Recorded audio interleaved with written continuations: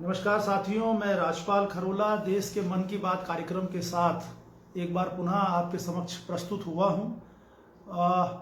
पिछले दिनों में कोरोना के जो मामले हमारे सामने आए हैं वो बहुत ज़्यादा चौंकाने वाले हैं। लगातार पिछले एक सप्ताह से 4 लाख से ऊपर का आंकड़ा पूरे देश का आ रहा है और उत्तराखंड में भी ये आंकड़ा 9,000 के पार पहुंच चुका है।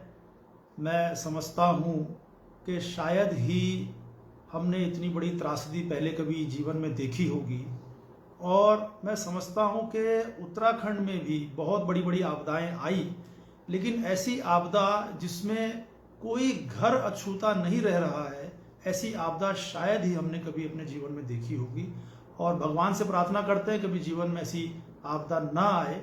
मैं आप सब लोगों को बताना चाहता हूँ कि पिछले 4 मई को मेरे द्वारा उत्तराखंड के मुख्यमंत्री जी को एक ज्ञापन प्रेषित किया गया था ऋषिकेश एसडीएम के माध्यम से, जिसमें मैंने उनसे निवेदन किया था कि क्या क्या सिस्टम में कमियां हैं और हम इन कमियों को कैसे ठीक कर सकते हैं जिससे ऋषिकेश के विधानसभा क्षेत्र के लोग और उत्तराखंड के लोग इनसे फायदा ले सकते हैं, उन्हें इनसे फायदा मिल सकता है। उसी 4 मई को ऋषिकेश के विधायक जी जो विधानसभा के अध्यक्ष भी हैं, उन्होंने भी मुख्यमंत्री जी से मिलकर के एक 21 सूत्रीय मांग ऋषिकेश विधानसभा की मुख्यमंत्री जी को सौंपी। इस मांग में उन्होंने कहा संजय झील का सौंदर्यीकरण किया जाए, बैराज में साहसिक खेल शुरू किए जाएं, बहुमंजिला पार्किंग बनाई जाए, गंगा की अविरल धारा को त्रिवेणी घाट में लाया जाए, नर्सिंग कॉलेज बनाया जाए, गुलदार से निपटारा कैसे हो, सड़कों का जाल कैसे बिछे, जल विद्युत परियोजना, तमाम बातों को लेकर के 21 सूत्रीय मांग ऋषिकेश के विधायक जी जो कि विधानसभा के अध्यक्ष भी हैं, उन्होंने माननीय मुख्यमंत्री जी को प्रेषित की। उसी 4 मई को उत्तराखंड में रिकॉर्ड 7,000 केस पहली बार देखने को मिले, जिसमें 100 से ज्यादा लोगों के मारे जाने की खबर भी आई। उसी 4 मई को ऋषिकेश विधानसभा में भी एक रिकॉर्ड बना, 200 से ज्यादा कोरोना संक्रमित लोगों की संख्या देखने को मिली और 14 से ज्यादा मौतें कोरोना से उसी दिन ऋषिकेश विधानसभा में हुई। तो मैं ऋषिकेश के विधायक जी से यह पूछना चाहता हूं कि जिस दौर में पूरा देश और दुनिया वेंटिलेटर के लिए, वैक्सीन के लिए, ऑक्सीजन के लिए, बेड के लिए, डॉक्टर के लिए, दवाइयों के लिए परेशान है, आखिर 14 साल में जो काम होने चाहिए थे उनकी याद आपको इसी वक्त क्यों आई? 4 मई को ही मैं एक ज्ञापन मुख्यमंत्री को भेजता हूं और आप उसका काउंटर करने के लिए 14 सूत्रीय मांगों को मुख्यमंत्री को भेजते हैं, तो इसका क्या अर्थ है? ऋषिकेश के विधायक जी जो विधानसभा के अध्यक्ष भी हैं, उन्होंने पूरे उत्तराखंड के विधायकों से कहा कि आप अपनी समस्याएं लिख करके विधानसभा अध्यक्ष जी को भेजें, लेकिन ऋषिकेश विधानसभा क्षेत्र के लोग अपनी समस्याएं किसको लिख करके भेजें ये उन्होंने नहीं बताया है। कुछ दिनों पहले उन्होंने कहा कि मैंने प्रधानों को बुला करके उनको कुछ धनराशि देने के लिए, उनको समस्याओं का निवारण करने के लिए, कोरोना में मदद करने के लिए उनकी बैठक करी। जो चित्र हम अखबारों में उनका देख रहे हैं या सोशल मीडिया पर देख रहे हैं उस बैठक का, उसमें सिर्फ 4 लोग बैठे। 16 ग्राम प्रधान ऋषिकेश में हैं, 16 बीडीसी मेंबर हैं, 3 जिला पंचायत हैं, 35 ग्रामीण क्षेत्र के जनप्रतिनिधि इलेक्टेड इस ऋषिकेश विधानसभा में हैं और उनकी बैठक में सिर्फ 4 लोग नजर आ रहे हैं जिनकी शक्ल साफ नजर नहीं आ रही है कि वो कौन लोग हैं।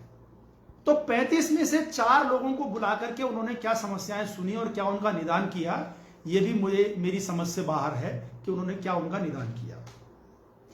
ऋषिकेश के विधायक जी एम्स हॉस्पिटल को एम्बुलेंस दे रहे हैं, जिस एम्स हॉस्पिटल का एनुअल बजट ही करोड़ों रुपए में भारत सरकार देती है, उसको ऋषिकेश के विधायक जी एम्बुलेंस दे रहे हैं। और जो राजकीय अस्पताल ऋषिकेश में खुला हुआ है जिसमें गरीब आदमी की पहुंच है, वहां पर ना तो वो एम्बुलेंस दे रहे हैं, ना कोई आर्थिक मदद दे रहे हैं। जो 5 वेंटिलेटर, पिछली वीडियो में मैंने बताया था, 5 वेंटिलेटर वहां से देहरादून चले गए। ऋषिकेश के विधायक जी एक शब्द नहीं बोले। मैं इतना ज्यादा हृदय से दुखी हूं कि शायद ही आप लोग मेरी वेदना को समझ रहे होंगे।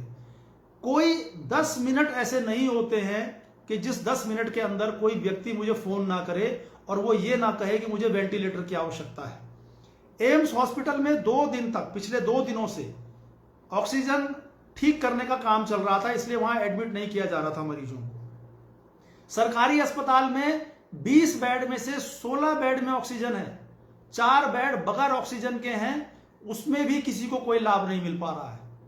मैं अभी भी जब ये वीडियो बना रहा हूं, इस बीच भी मुझे कोई फोन बीच में आ रहा है, लेकिन मैं सुनने के लिए इस वक्त मजबूर हूं कि मैं सुन नहीं पा रहा हूं, वरना वो भी कोई व्यक्ति मुझसे यही मांग कर रहा होगा कि मुझे कृपया करके कोई ऑक्सीजन का बेड दिला दीजिए, कोई वेंटिलेटर दिला दीजिए। एम्स हॉस्पिटल में 100 से ज्यादा बेड अभी खाली पड़े हैं। एम्स के डायरेक्टर ने कमान अपने हाथ में ले लिए कि बगैर उनकी परमिशन के कोई एडमिट नहीं होगा।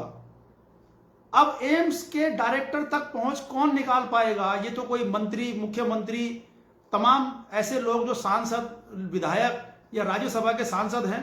मैंने तो सुना है कि दिल्ली में भी जो केंद्रीय मंत्री हैं, जो वहां के एम्स में अपने मरीजों को भर्ती नहीं कर पा रहे, अपने चहेतों को भर्ती नहीं कर पा रहे, वो भी ऋषिकेश एम्स में भेज दे रहे हैं। तो आखिर ऋषिकेश के लोग कहां जाएंगे ऑक्सीजन के लिए? कहां मिलेगा उनको वेंटिलेटर?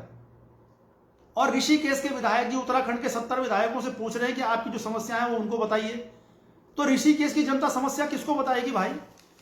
और इस समस्या का निदान कैसे होगा, ये मैं पूछना चाहता हूं। मैं ऋषिकेश की जनता के प्रति बहुत अधिक संवेदनाएं प्रकट करता हूं और इतना अधिक दुखी हूं कि इतने छोटे बच्चे, इतने जवान बच्चे चले गए हमको छोड़ करके, जिनकी हम कभी उम्मीद भी नहीं कर सकते। वो लोग, उनके परिवार किस तरीके से सरवाइव करेंगे, कैसे आगे बढ़ेंगे? न जाने कितने लोग, टैक्सी चालक, मोटर मालिक चालक, न जाने कितने होटल व्यवसायी, छोटे छोटे ढाबा चलाने वाले लोग सब बंद हैं। वो कैसे अपना व्यापार चला पाएंगे? मैं ये समझ नहीं पा रहा हूं सरकार किस दिशा में जा रही है और किस दिशा में काम कर रही है। कहीं दूर दूर तक कुछ नजर नहीं आ रहा है। मैं इसी आशा और उम्मीद के साथ कि सरकार को सद्बुद्धि आए, ऋषिकेश के विधायक जी को सद्बुद्धि आए और वो ऋषिकेश की जनता के लिए कुछ अच्छा काम करे, इसी आशा और उम्मीद के साथ ईश्वर से ये प्रार्थना करता हूं कि मैं जितनी भी मदद जिसकी कर सक रहा हूं, मैं उतनी करने का प्रयास कर रहा हूं। लेकिन मैं भी सिस्टम के उसी दौर से गुजर रहा हूं, उसी खराब दौर से गुजर रहा हूं जिस दौर से आम आदमी गुजर रहा है। तो मैं आप सब लोगों से प्रार्थना करता हूं कि हिम्मत रखें, एक दूसरे की मदद करें। इस वक्त एक दूसरे की मदद करने का समय है। मैं इसी आशा और उम्मीद के साथ ईश्वर से प्रार्थना करता हूं कि आप सब लोगों को शक्ति दे और हमको हमारा मार्गदर्शन करे और हम सब लोगों को बचाने का काम करे। जय हिंद, जय भारत, जय उत्तराखंड।